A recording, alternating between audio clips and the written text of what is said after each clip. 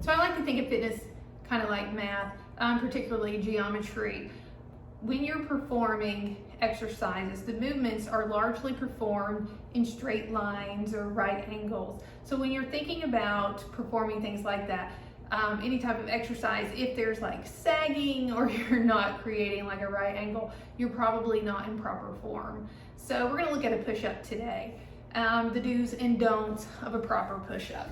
So we're gonna start by showing the many forms of push-ups that I see that are not correct. Okay, so first we have the sagging belly. So they're not engaging their core, they're down here and they're doing a push-up where they're letting their core sink down.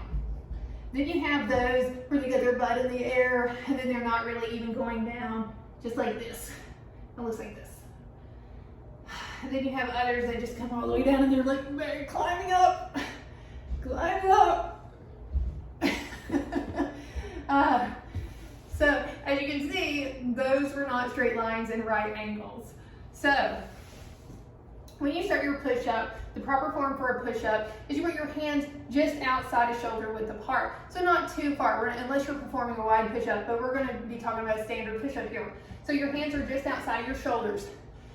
You're gonna make your body come into a straight line. So you wanna think that the ankle, the hip, and the shoulders, and the neck are in a straight line in the head.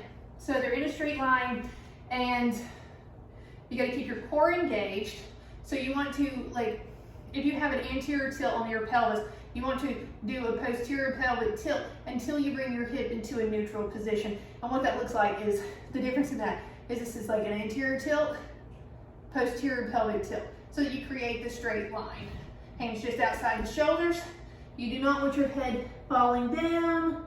And you also don't want to be looking up like this either. So you want to think about creating a straight line in your spine. When you go down, you keep that core nice and tight, keep it engaged. Feet are hip width apart, heels are pushed back. You lower to the floor, and then press straight back up. So that is a proper push-up, so you can perform it correctly in the future.